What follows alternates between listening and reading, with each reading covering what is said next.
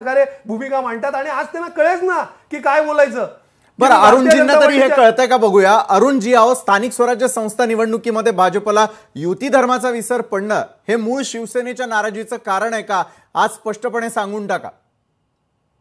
विशालजी, आम्ही जेव्हा काही बोलतो तेव्हा स्पष्टपणेच बोलत असतो, तेव्हा आपण आज आणि उद्या स्पष्ट बोला असं कृपया बोलू नका। बरं, जेव्हा जेव्हा आम्ही शिवसेनेची भूमिका मांडली, ठामपणे मांडलेली आहे। शिवसेना ही कधीच आपली भूमिका मांडताना घाबरत नसते। राहिला दुसरा प्रश्न, अखिल चित्रेजी यांनी सांगितला की जैसी करणी वैसी भरणी। तर जी शिकवणूक स्वर्गीय हिंदू हृदय सम्राट बाळासाहेब ठाकरेंची होती, ती शिकवणूक उद्धव ठाकरेजी आणि अखिल चित्रेजी यांच्या शिवसेनेने केव्हाच सोडून टाकली आणि ती काँग्रेसच्या पायावर ते लोळण गळत पडलेले आहेत आणि त्याच काँग्रेसने आज त्यांना लाथाडलेले अक्षरशः। तेव्हा जशी करणी आणि जशी भरणी ही म्हण त्यांना अतिशय उत्तमपणे चपकलपणे लागू पडते, तेव्हा त्यांनी या गोष्टी करू नये।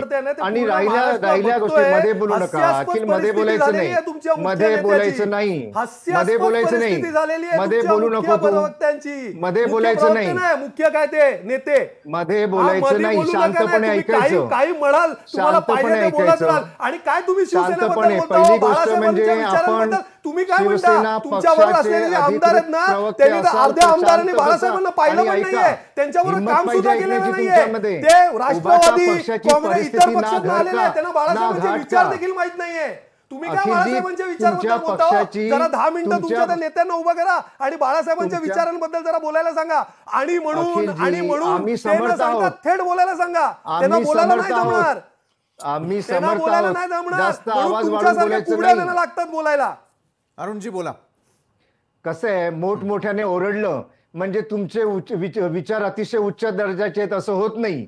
तेव्हा शांतपणे ऐका। मग आम्ही सांगतो तुम्हाला की तुम्ही ज्या गोष्टी करत आहात, मगाचपासून कुबड्या, उदय सामंत आले आणि ते नीट बोलू शकले नाहीत, तर ह्या गोष्टी आम्हाला तुमच्याकडून शिकायच्या नाहीयेत। अमित शहाजी यांनी कुबड्यांचा उल्लेख कशावरून केला हे तुम्ही एकदा शांतपणे त्यांचं भाषण ऐका, म्हणजे तुम्हाला कळेल।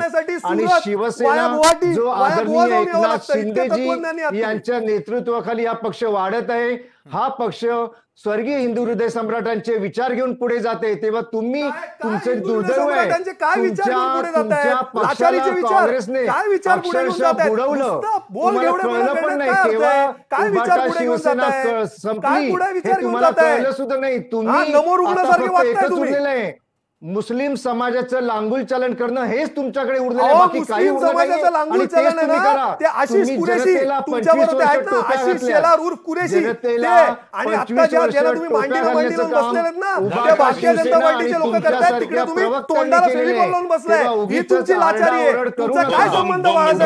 आरडाओरड केल्याने तुमचे काय आणि माझे काय विचार जनतेपर्यंत पोहोचू शकत नाही। भाजपनं मित्र पक्षांमागे म्हणजेच शिवसेना आणि राष्ट्रवादी मागे शुक्लकाष्ठ लावलेलं आहे का, या अनुषंगाने पुढची चर्चा असेल। आणि यापूर्वी ज्या प्रकारे अखिलजींनी काही आरोप केलेले आहेत भाजपच्या संदर्भात, आशिष शेलारांच्या संदर्भामध्ये